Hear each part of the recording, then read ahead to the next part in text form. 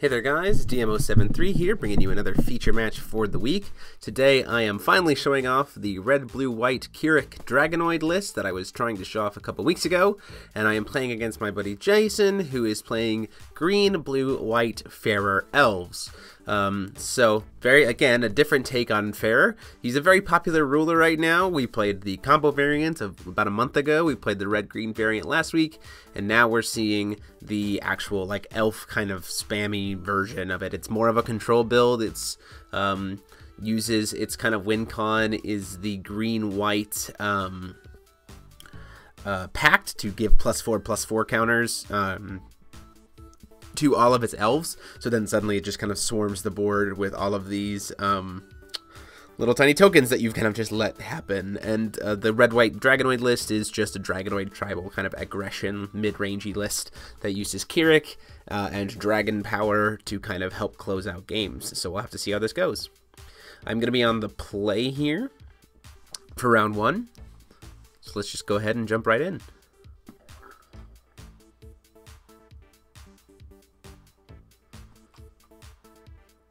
I apologize for the glare in advance. Tried to minimize it as much as possible, but I was at a new store, Galactic Toys and Games in Grand Rapids, and unfortunately their lighting situation wasn't the best for making it so there was no glare at all. So I apologize.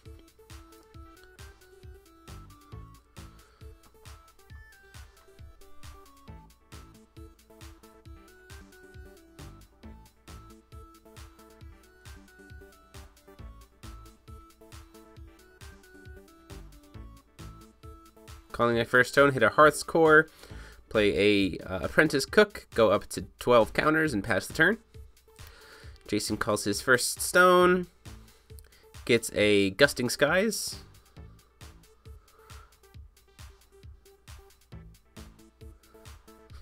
Just trying to decide what he wants to do with that first turn of his, whether he wants to use that Energize or not. Chooses actually just to pass the turn, interestingly enough. Goes to me, I hit a Heat right here. I'm going to go ahead and swing in for the 3 damage from the Apprentice Cook. Get that early game aggression in. And then I choose to pass the turn as well. Reason why is because I'm actually saving up the will to be able to use the Lightning Helix, or sorry, Crimson Ray that's in my hand to potentially kill a creature, so... He plays his 3-drop elf that gets him 2 1/1 counters. During the upkeep, I'm going to go ahead and attempt to use that Crimson Ray here. Reason why I'm doing it during the upkeep is I'm trying to essentially force him to not want to block with the big guy or do back-to-back Lightning Crimson Rays and then kill him. So I don't gain the life here because he used Faerur to the 2 elf tokens to untap and then cast Faerur spell. Taps him out for the turn, which is great for me, but I'm going to go ahead and swing with the Apprentice Cook, taking him down to 3,400. My hope here was also that maybe he chooses to block, and if he chooses to block, then I can just burn it and make it a trade while I also gain life, leave him with just those 1/1s. I know I have to get kind of aggressive while also still dealing with the 1/1 counters here, or the 1/1 elves, because I know kind of a little bit about the build, and I know that he's probably playing that chant to pump them all up. Plus he plays things like, as you see here, our elf, or the vampire, I can't remember exactly what her name is, but she pumps all your other wind resonators +2/+2, so she's a little bit of a problem. During the end phase, I'm going to go ahead and kill one of those little elves here, meaning that if he wants to untap, he has to tap down his bigger elf, gain the 600 life. Still at the end of his turn as well, I'm going to try to use the food supply here, going up to 17 counters and also getting to draw a card. Food supply is a very important card for Kirik because he can easily run out of cards very quickly if you're not paying attention.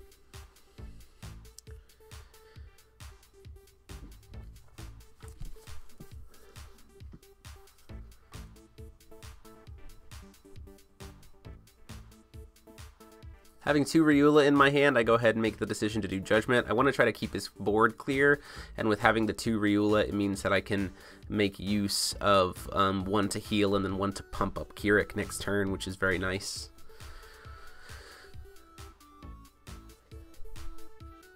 So I'm going to spend 1,000 to attempt to burn the vampire out of the way, and then another 5 to burn on the bigger elf. Then go back up to 15 counters. Swing for the 3.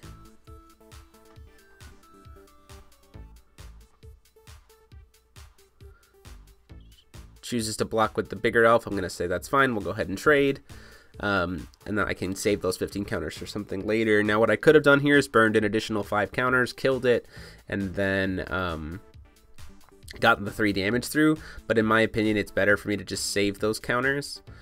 He's going to bring in Faerur here as a flip. He needs to kind of answer the pressure that Kirik is going to be bringing.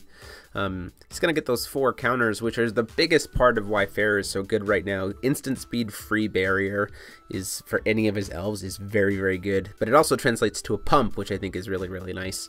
So he's going to attempt, I'm going to attempt to burn him for 5. He'll respond by giving it barrier. I'll attempt to burn it for 5 again. He chooses to accept that 5, and then I'm just going to go ahead and attempt to burn him for another 5, and he'll spend another barrier counter. So it cost me all 15 of my counters, and I unfortunately didn't even still kill Faerur. That's the main problem that Faerur presents, is he just can protect himself 4 times, which is pretty crazy here, in the sense he also can just pump himself up, or any other elf you control, very, very easily, and it can just become too much.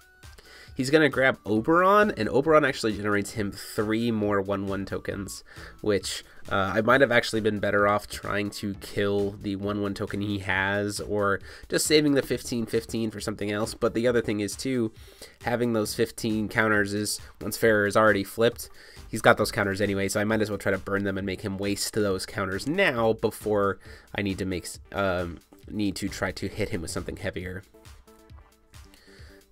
Or before he can spend the pump-ups on something heavier, like necessarily a Tia or something like Oberon. So now he only has an extra 600 damage from Faerur instead of an extra 24, or an extra 12 damage from Faerur. I'm going to play the Riula here. He lets that happen. Get to bring back my little Dragonoid friend. Gets 2 counters on me. Unfortunately, it's not really that great in the sense that I still need to try to get to 5 counters to be able to use Kirik again.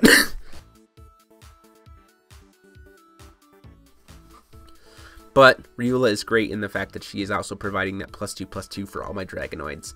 So now Kirik is a 14/12, which is a very good stat line.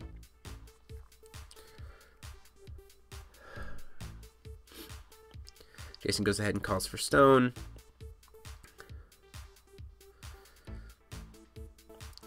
Decides to play another one of those vampires to pump up all of his elves. At the end of the turn, I'm going to try to, in response to it, I'm going to try to Hellflame one of his elf tokens for 1 damage, just to make use of that 1 counter that I have. And he says that's fine. It can burn. Goes down to only having 3 of those little elf counters. It seems a little bit weird, but it is a 1-for-1 right now, and it can at best force him to use one of those counters from Faerur, which, if I can get him to burn those counters for Faerur, Kirik becomes much stronger, because of the fact that Kirik has precision, so I can necessarily kill Faerur and start just kind of wiping his large elves off the board very quickly. You see I have that Vanish in Flame in hand. That might have actually been a better idea for me to just kind of hold on to that, but I was maybe concerned. I should have just maybe saved those 15 counters and done a couple of turns of calling for stone and setting up a board presence, and then used the Vanish in Flame, because then I could have potentially wiped the board with 1,500 damage. He would have to spend 3 counters, no, 2 counters at least, just to save Faerur, and at that point he doesn't have enough counters to really be able to prevent the 1,500 damage to everything else, and I just 1 card board wipe him. At which point Kirik can then go ahead and just come in and precision, and I have the Riula, so I can just heal. So I'm gonna go ahead and play Kirik's partner here, which lets me get flying. I'll bring back the Hellflame back to my hand. Kirik having flying is very nice with the precision of Kirik. So now I can just swing into anything I need to, without having to be worried about being blocked by those little 1/1 elf tokens. That is kind of a problem that aggro can deal with, is just the fact that there's too many blockers from all these cheap 1/1s he keeps bringing out. And with Faerur, to protect them from kind of combat tricks with his barrier counters, it can be quite a problem.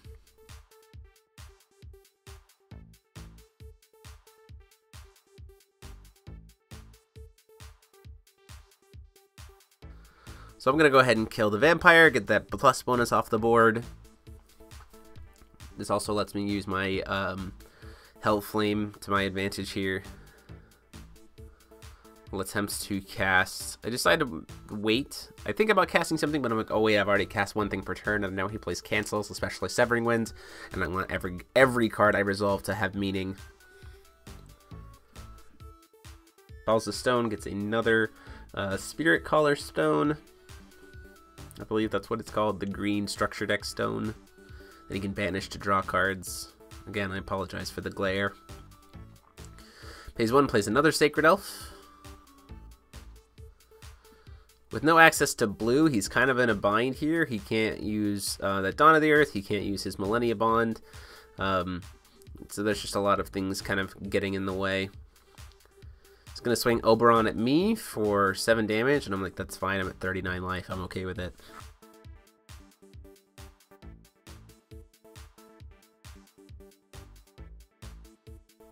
End of his turn again, I'm going to use that last little token just to get last little strength counter just to get rid of one more elf token. Try to get that to go through. Lets it die. Go to my turn.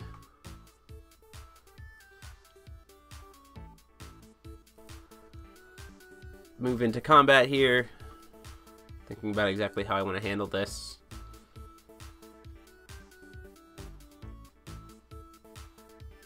Swing in the air for 6 with Kirik's partner. Take him down to 28. Now remember, at this point in time, Kirik is 1400 attack. So I'll swing in with Kirik at his face with flying. And then in response to no blocks, because he has no flyers, I will attempt to cast Dragon Power here, which essentially, the plus doesn't really matter because Kirik is strong enough with Ryula to kill him. It's more about the untap, being able to swing twice with Kirik in the air. So I get a 5 there, so I actually hit him for 19 damage, untap Kirik, and then just swing at him again in the air, and that's lethal. So we move on to game 2. So here we are in game 2. I'm going to be on the draw. Hopefully I can get a similar kind of start where I get that early game aggression, and then can kind of follow it up with a flying Kirik for Dragon Power to just kind of wipe things off and close the game. As you can see there, he's at 3,400 life, and just with Kirik's partner, Dragon Power, and Kirik, I was able to just close the game very quickly. Plays that first turn Sacred Elf. This time he has the blue, though, which gives him access to a lot more of his cancel spells. I'm going to play my Hoel Pig after getting a Hearth's Core and pass the turn. Calls for a stone, hits another Deep Woods. Plays his 3-drop elf to get 2 more elf tokens. In response, I'm going to go ahead and burn it for 7 damage just to get it off the board.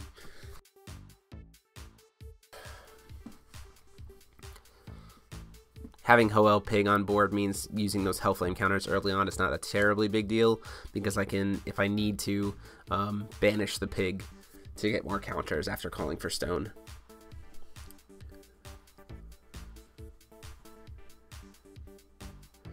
I'm going to attempt to kill his Sacred Elf.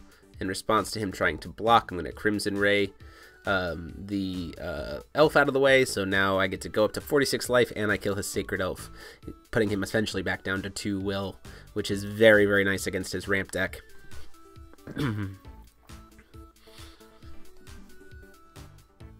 Chooses to just pass the turn there, which gives me an opportunity to start finding some room for some plays.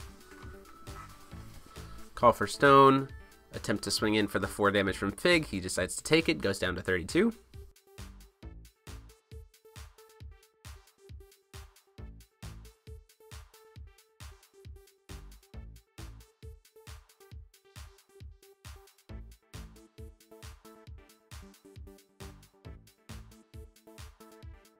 I'm sorry, 36.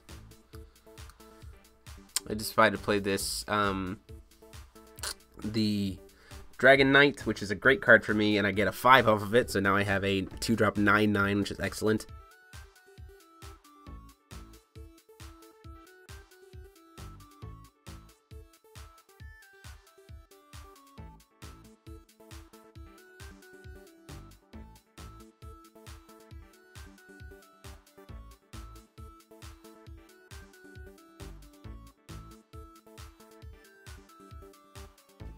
Goes to recover, pays 3, gets Fina. So this is a very interesting card. He has Torrented this turn. This was the other reason why he wanted to use that Dawn of the Earth.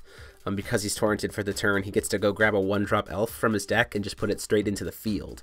Now, the reason why this is so good is because he can grab either Sacred Elf, which essentially ramps him 1, or if he wants to start flooding the field again, he can grab the Spirit Caller Elf, which will grab him another 1/1 token.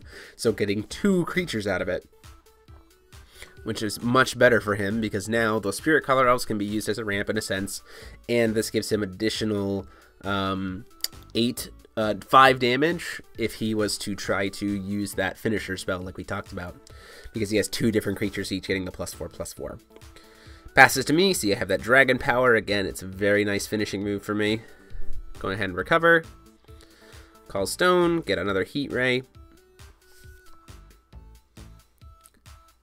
Fixing my counters there.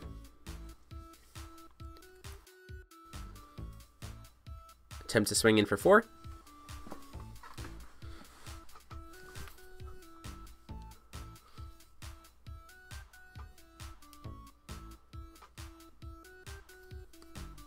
Accepts that damage and now goes down to 32.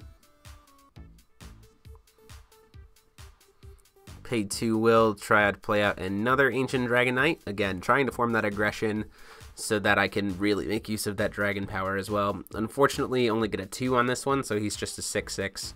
But there is still a lot of value to be gained out of it, because it is a Dragonoid, so if I play a Riula later, it can become an 8/8, as well as if I use it as a blocker and then play Riula later, it can come back and immediately get another, you know, at minimum a 7/7, along with Riula being an 8/8. At the end of the turn, he's going to play Melfi. Actually, I think he does it in his upkeep. In response to that, in response to Melfi's trigger, I'm going to attempt to use Lightning Helix Crimson Ray, my apologies. Crimson Ray to try to kill it, but he's going to use Fina's ability to tap down his elves to pump up Melfi so that it survives the attack. I still gain the 6 life, but I don't get nearly as much value out of it as I wanted because of the Fina. So now we're starting to see kind of how the elf deck, if it can survive the onslaught, is building up a very big board very quickly, especially now that he has access to all 3 of his colors. With a handful of nothing but cancel spells and a lot of will and draw power that comes out of those cancel spells and things like Dawn of the Earth or Protection, it can be very difficult for my aggro deck to push through. Essentially, he has so many 1/1 blockers that no matter how many creatures I have here, it's going to be difficult to push in damage unless I get that Kirik's partner. Swinging for the 4. Sure, I'll take the damage, goes down to 28. Swinging for 6, thinking about it with the Dragonoid. Decide to instead banish the pig to go ahead and untap Kirik and then do Judgment. I don't do anything with those 3 counters because there's nothing I can do, but I do get to go up to 15. Reason why I'm doing this is because I want to try to push damage through with Kirik in a sense. So if I can burn his stuff out of the way when my 9/9 swings through, using Kirik, I can get him down to a point where, again, a dragon power off of a successful no block is pretty effective. He tries to block with a token. I'm going to burn it out of the way for 5. He then responds by trying to use Dawn of the Earth to give it barrier. I'll respond by burning it for 5 again. Again, I want that damage to go through.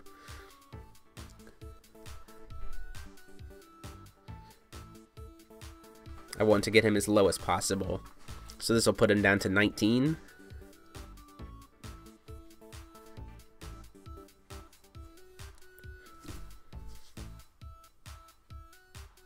Gets to draw the card.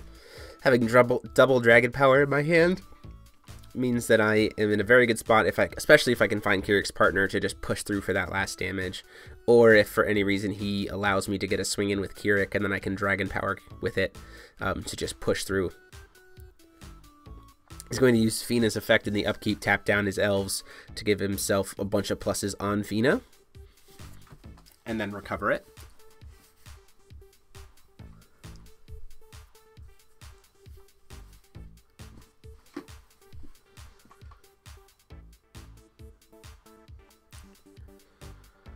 I said I'm going to go ahead and burn one of the elf tokens out of the way in response to that, which I think is one of my biggest mistakes here. The Kirik is probably my safest bet at being able to finish the game off.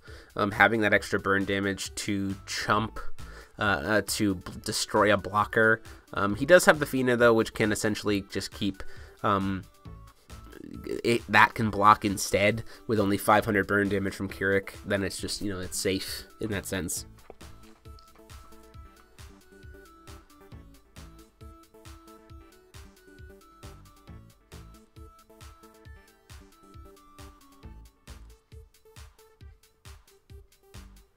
Thinking about what he wants to do here. So he has that great tornado in his hand. That's the other thing that his deck likes to make use of those 1/1s counters for.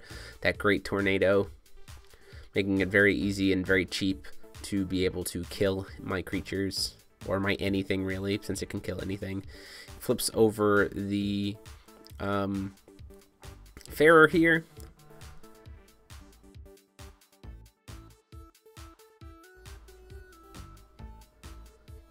Goes into his deck probably to grab another Oberon, as Oberon would be great for getting him more tokens. He decides instead to grab Melfi. I'm not necessarily sure why he grabs the Melfi here. I think knowing that he has the pump spell in hand or that great tornado, I think that grabbing the Oberon to get 3 additional counters would have probably been more appropriate, as opposed to ramping 1, but it might be because he's just wanting to access more will, since with Faerur on his judgment side, he won't be able to untap his stones. Keeping himself at 4 will is probably what he's trying to do here. I'm going to attempt to Dragon Power my Dragon Knight here as he's swinging into it with the Fina. Get a 6, or no, I get a 4 there, so I would make it a 13/13. Making it so that, you know, it can try to survive. He spends 2 of his Faerur counters on it, though, to then pump it up even further so that he still gets to kill it. Unfortunately, that is 1 Dragon Power counter out of the way. So I only have the 1 to work with now, and with no Kirik, it can be a little bit challenging, especially since I don't have Kirik's partner. Again, having Kirik's partner here would be great, because I could play it, and then, you know, just kind of wait a turn and be patient. Get the Dragon Power to resolve maybe even 1 time. Not even that, I can just wait for them both to then just swing in the air together. They would be 18 damage, so then a Ryula or something like that, or even just that Fiend Fire you see in my hand for pinging him for just the 2 would finish the game off. Swinging with my Dragon Knight, he chooses to block it with Faerur. I say, yeah, that's fine, you can go ahead and take it. Decide not to use my Dragon Power counter here. Instead, I'm going to use the Dragon Power on Kirik.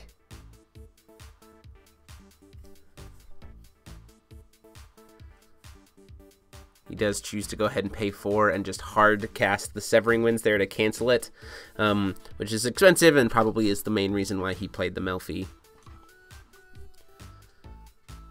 And I'm going to go ahead and pass the turn. So I've gone from being kind of ahead and pretty aggressive to now definitely starting to fall behind. It's going to be very difficult for me with just Kirik having lost all my creatures and with no real draw power to be able to get past an onslaught of 1/1 tokens that is no doubt coming down the line.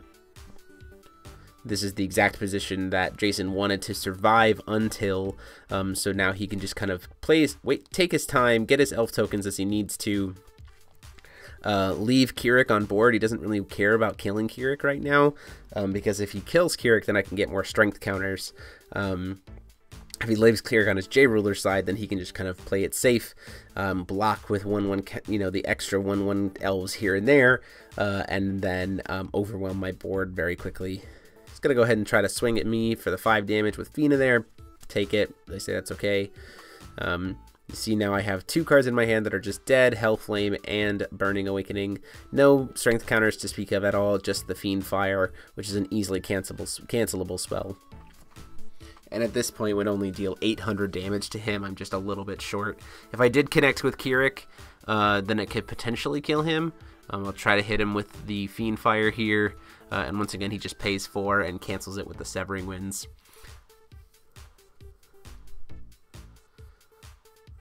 I choose to leave up my Kirik here just in case he tries to attack, maybe, you know, kind of intimidate him into trying to attack so I can try to take one of his creatures.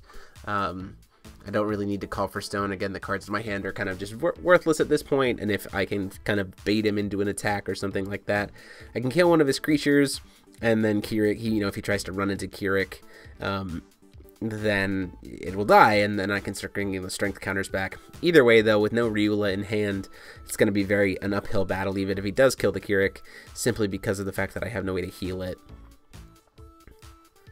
So now he's trying to do his math here for Great Tornado. He's like, I'm in a good spot. I've got these elf tokens.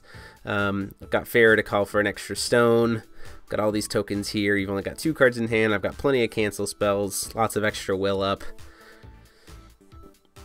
Just trying to figure out the math of it. I'm going to go ahead and kill that Kirik.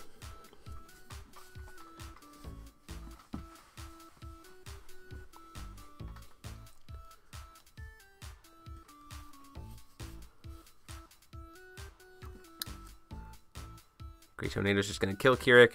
The other nice thing is the fact that I left Kirik open, so now I can like technically tap him to gain the strength counters before I recover, which is good. But at the same time, with such a massive board state, not having something like, unless I draw Vanish in Flame here, I'm probably just out of luck. Go back up to 10 strength counters, call for a stone because he's dead here. I did not draw into a Vanish in Flames. Instead, I drew into a Hoel Pig, which is literally a worthless card at this point.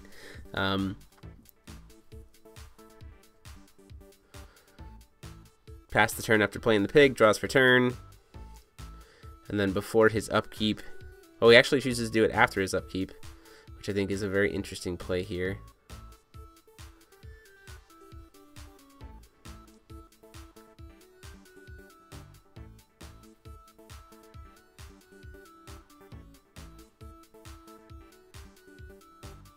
Swings in with the first elf.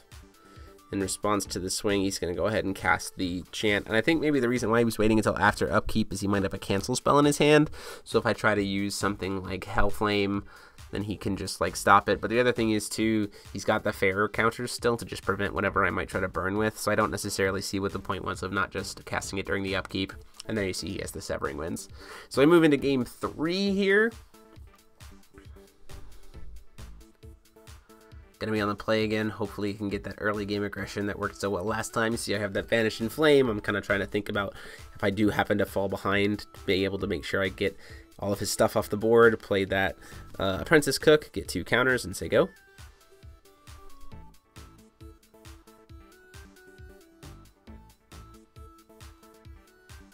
Calls that first stone, gets a Gusting Skies. The longer I keep him, the longer his stones keep him off blue, the better it is for me, just because it takes away a lot of his cancels outside of just using Severing Winds. Also keeps him off of Dawn of the Earth, which is great for me. Call for a second stone, get a Heat Ray.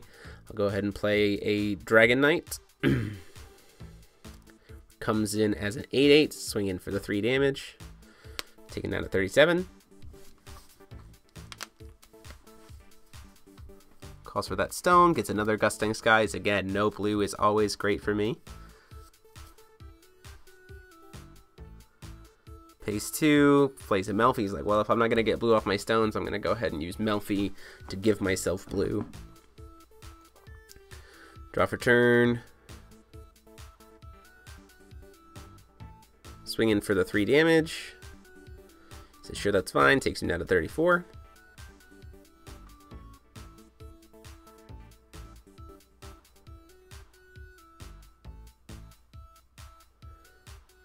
Use 6 of my counters here, trying to decide exactly which will to pay for it. Go down to 6 counters, use the Hellflame on the Melfi. Again, I'm just trying to keep him off blue for as long as possible. He's going to use the Melfi right there. He's thinking about like, how am I going to handle this? Because this is still during my turn. He does have the 1 Millennia Bond. Decides to cast it to cancel the spell. Just to let him draw a card. I think that's probably still a good choice. The Millennium on here, it digs him a card deeper. And I still get to kill the Melfi with my Dragon Knight, but I think the alternative would be that I got to 1-for-1 him and then also swing at him for 8 damage, potentially putting him back down to, again, 2 will plus the energize, if he didn't, if he chose to block with the Sacred Elf. So I think that was still the right call, plus it dug him a little deeper, and any way he can make me use my strength counters is probably pretty good for him. Hits another Gusting Skies, again, still no blues. He has a Dawn of the Earth and a Millennium Bond in there.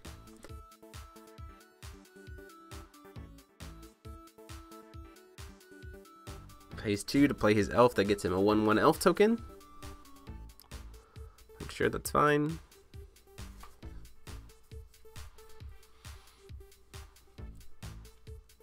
Plays 2 and 1. Plays the 3-drop elf that gets him 2 more elf tokens. He knows I don't play Severing Winds. I'm definitely a player who, especially when I'm playing for the channel and for fun and for casuals, I'm not necessarily going to be spending a lot of trying to fit Severing Winds into decks that don't necessarily apply to it. In response to the trigger, though, to give him those elf tokens, I'm going to try to kill his 5/5 elf.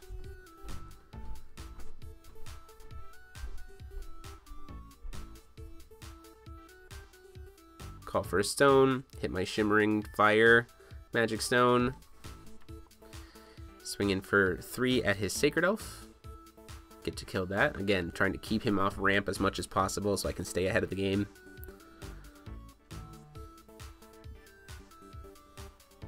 Swing at him for the 8, takes that damage, goes down to 28. Or swings at him for the 6, takes him down to 28.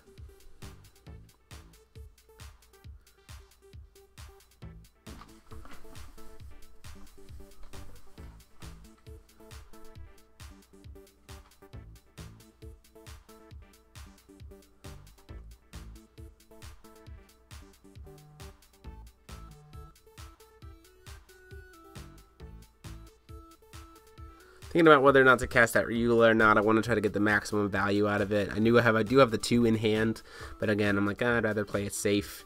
So I'll just go ahead and wait and pass the turn. He does finally see that blue source, which is great for him.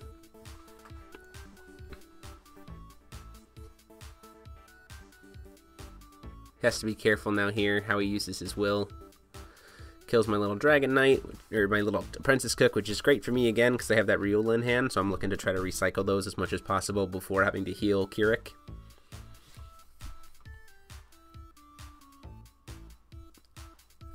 Plays 3, gets another little elf out there. Leaves his blue source up, and with Faerur being able to recover his stones, I know it's not safe for me to try to cast that Vanish in Flame yet. Besides, I'm trying to wait until I have a much safer way to cast that. I'll play the Ryula, get the Kirik Apprentice Cook, go back up to 3 counters, again slowly making it back up to the way where it can be useful. Swing at his elf with my 10/10. He'll sacrifice one of his little elf tokens. Again, he's got plenty to spare at this point. And we're already starting to see again that problem that Kirik can have just with such mass production against the elf deck of so many 1/1s to serve as blockers. It can be very difficult to push in damage or clear things off the board like I want to, because he can just send his 1/1s into them as defense, and I don't really have very good ways to clear them off.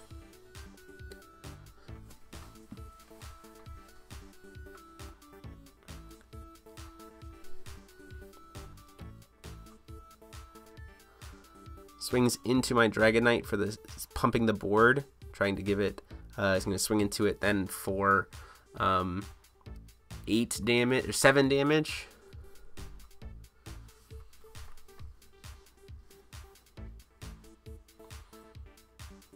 Going to use Dawn of the Earth on it. It's going to recover and be swinging in for 9 damage. Now, again, here's my mistake. It would only be a 9/9. I actually should have just let that trade happen, because his Dragon Knight his elf actually would have been killed. And the Dawn of the Earth, I wasn't really thinking math-wise. Now he's going to get an extra trigger, hitting me for 8 damage off of that elf, because every time that elf swings, all of his other elves get +1/+1 for the turn. So now he's got 2 swings. Swing at my face again for now 10 damage. Again, like I said, I should have just let that swing connect because of the bonus from Ryula. It would have been, I would have gotten the free damage off there. You wouldn't have gotten the second swing with it, and that Dawn of the Earth would have been wasted. He then decides to use 2 of his elves to help untap his one of his stones. Now he leaves himself open here because he doesn't have a blue stone open, but he can still use Faerur to tap those 2 elves to recover it, so I still have to be careful here. Having precision would be great here because then I could potentially kill one of those elves, because he also forgot to tap for stone here, which was a little bit of a misplay. But again, he's kind of projecting a possible Severing Winds hard-casted because of the fact that he has those 2 elves still to recover that 4th stone, so I have to be careful. He also could bait out a spell here because he's like, oh, well, I left my blue stone untapped, or tapped down, so you try to cast a spell, and then I'll quickly recover it, and then cancel it anyway, so I have to be very careful here. Vanish in Flame would be a very effective card at this point if I can get it to resolve, but it's still very unsafe because he has those 2 elves still recovered.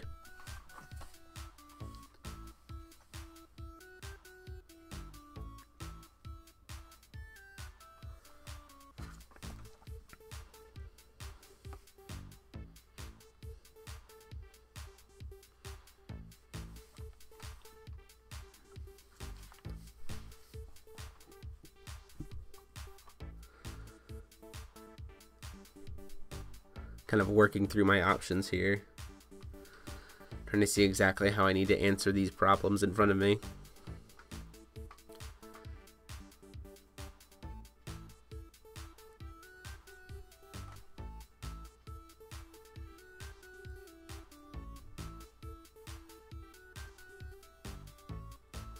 The main problem too becomes, I might think that like, oh, if I can just play 1 card a turn, you know, to try to get Kirik's partner again, then like I can play it safe. But if I wait too long, as he did in the previous game, he can just hard cast Severing Winds. So I have to be very careful here. I also have to consider the fact that if I let his token stay on board for too long, he can cast his board pump spell and just run me over if I don't have enough blockers, especially with my life already at 2200 life because of those swings. It would be very easy for him to just play that pump spell and just wipe me out just with his elves. They would all be 5/5s, so if single one of those 7/7 elves swing, they all become 6/6s, which is just 24 damage just with the elf tokens, so I have to be very careful here.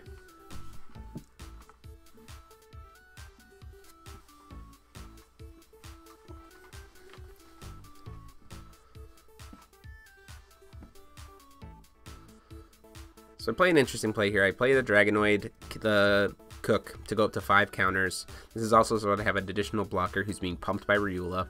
And then I'll do Judgment. Now my point here is that I'm going to try to burn one of his elves out of the way with Kirik, so that I can, you know, kind of force him to untap a stone here or something else like that, and then get those 15 counters back. He is going to go ahead and recover that stone.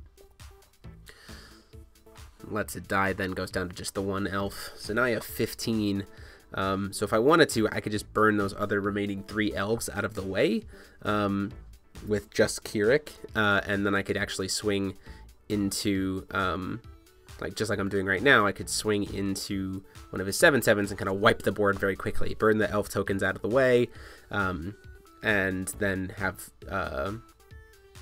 Ryula take out one of the 7/7s, leaving me with 4 creatures to his 1 7/7.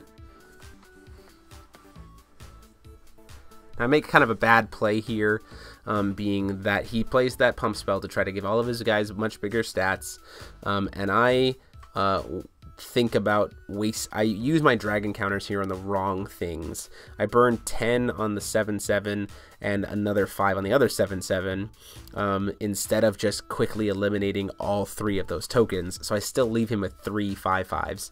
So now, rather than, you know, leaving him with 2 creatures to my 3 creatures and allowing the Ryula to stay and letting him keep the 2 7/7s, which Kirik can just block for days, and at least, or at the very least, trade with. The problem is now I have the same number of creatures with him, and they're all 5/5s. And so he can, again, just start to rebuild the board. So it took me a lot of effort just to get all that stuff off the board. And in addition, I've now wasted all 15 of my counters for the Vanish and Flame. Whereas if I had been patient, maybe I could have actually just gotten him to use all of those will again and then burned him with a Vanish and Flame. The main problem, though, however, was just because of how many creatures he had. Vanish and Flame would have been probably a little too slow, because with 2200 life, I would have had to swing pretty much everything I had into just blocking to survive. And now I'm in a position again where Kirik is just a body, and I have to try to push through for that last 1800 damage. I do have a RUW let it heal, which is great, but I actually just go ahead and decide to think about playing it, and then I was like, wait, I might as well wait, and then I go, you know what, let's go ahead and push some aggression, making sure I have a Dragonoid in there to grab. I have to try to match his pace here. There's a lot of difficult decisions I have to make, because unfortunately with those 5/5 elves, again, I don't have Kirik's partner to be able to push through for that lethal damage. So I have to try to start matching his pace here with creatures, which is a problem, because then I'm spending my turn just trying to establish a board, and then he can spend his turn amassing a bigger board or answering the board that I have. So I'm definitely on the back foot, even though I am the aggressive deck. The problem is the longer the game goes, the better it is for him, because I'm not calling for stone, and Kirik is just kind of sitting there, and I can't really afford to tap him, whereas he can just tap Faerur every turn. Swinging in for 10/10 with the Dragonoid, it gets blocked. Swinging in for 5 with the Dragonoid, it gets blocked. He does have the extra 100 defense, which is nice, so I get to kill one of the tokens without losing a creature, taking him down to 2 elf tokens. But they're both 5/5s again. Now I could use Kirik to go ahead and kill one of the Dragonoids, but I'm like, instead I'll push that aggression through, taking you back down to just 2 creatures. I try to play this Dragon Call to see, like, hey, maybe I can get lucky and grab that Kirik's partner out, but he's going to use that Millennia Bond to just cancel it and then let him draw a card. Again, if I can find a Kirik's partner here, I'm in pretty good shape because of where he is damage-wise. Even just playing Kirik's partner successfully means that Kirik can go in the air for 14 damage, taking him down to 4, at which point any of my creatures connecting becomes lethal. So I'm just trying to find that way to fetch that one of Kirik's partner. I do only play one of it in the deck because I'm playing so many Dragon's Calls, and it hasn't really been something that I use terribly too much, especially having the Dragon Power untap combo and things of that nature. But it would definitely prove to be effective in this matchup.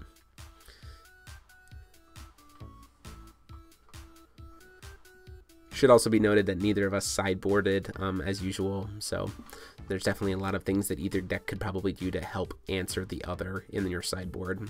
Plays that Fina, gets to torrent off of it. You see, again, he gets to keep applying more and more creatures to block my aggression, and with no way to access that Kirik's partner, I'm in pretty bad shape. And again, having no strength counters here means that I'm in a bad way to be able to play that Vanish and Flame, even though I have enough will.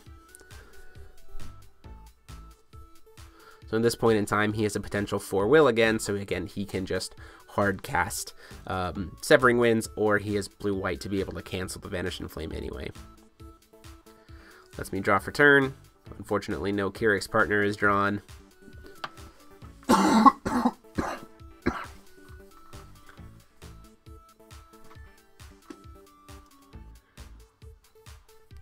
See if I can just slowly try to chip away at his board state here.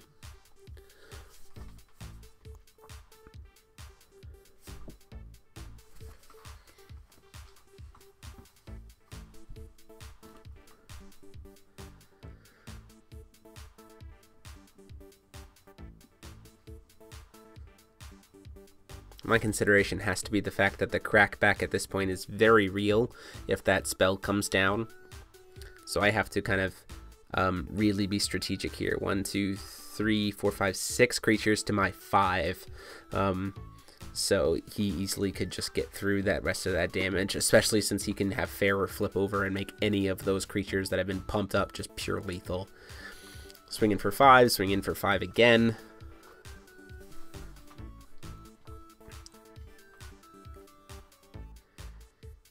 Chooses to take that damage, goes down to 13.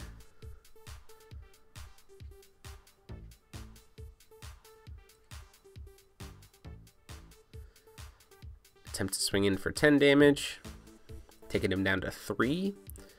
Blocks with the 1/1 elf. Now I make an attempts to block with the 1/1 elf, and what I could do here is what I try to do is use my Hellflame, but then he just cancels it. So then it gets blocked, unfortunately.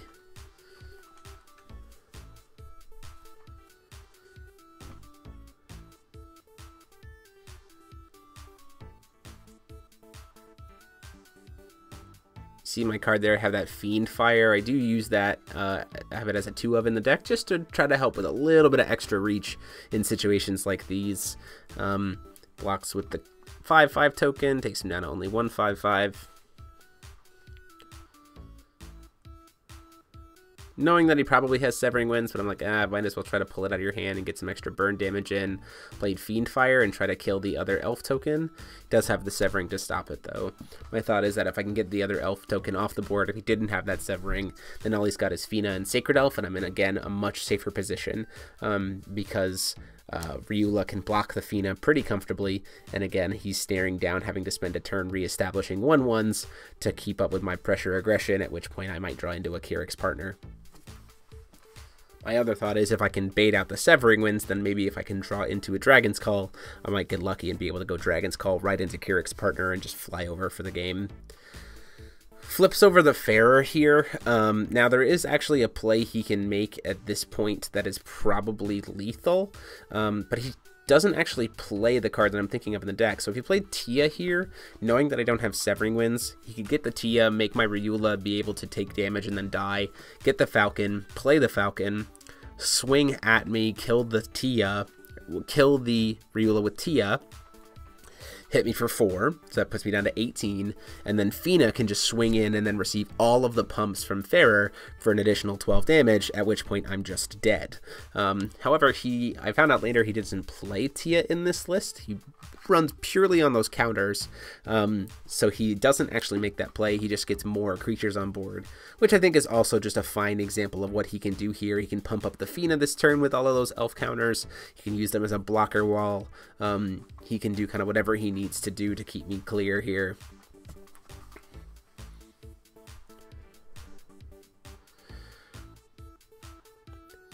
I do draw into that Dragon's Call, so it's kind of a last-ditch effort. I'm like, well, I've seen a lot of Severing Winds already. Maybe I get lucky. Play the Dragon's Call.